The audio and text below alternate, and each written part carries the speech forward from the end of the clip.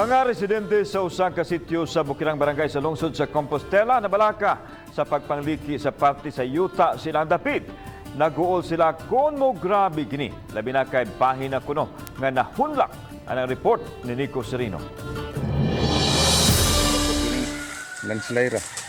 Kuha kini sa sityo Kaidil sa Bukirang Barangay sa Tag-Ube sa lungsod sa Compostela. Nabantayan sa mga residente ang pagpangliki sa yuta sa dapit. May parte pa kuno sa bakante nga yuta nga gihimong baskitan ang daw na husno og kapin 2 metros. Gibana-bana nga may gidak-on kining 400 square meters ang nahunlak nga parte sa yuta.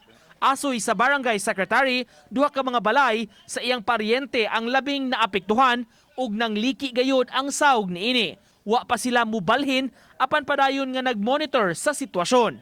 Padung sa ilaw ba ang iyang unlak? Mga kapita o ariya gid siya nga ni perhumo kung yung taagod. Inaam ka nila mga kawayan dito mga ang ariyahan sa kawayan sobra sa yung mga lima kadupa. Nabalaka sila nga mulapad pa ang danyos kay giingong padayon nga naglihok ang basa nga yuta. Nagkadlukan sa aning atong igagaw kay naabot yun sa ilang kusina ang liki nga gupa na ilang sira di na sira niya. Ilang natong tayo sa naukam na dako na kayo nag-anam na paman gini og dako ang liki. Meron ko murag nilihok pag ini siya. Gisusi na sa taga-Municipal Disaster Risk Reduction and Management Office ang dapit ug padayon nga gi-monitor ang sitwasyon. Samtang among napaabot sa Mines and Geosciences Bureau sa DNR7 ang sitwasyon sa dapit ug kahingawa sa mga residente.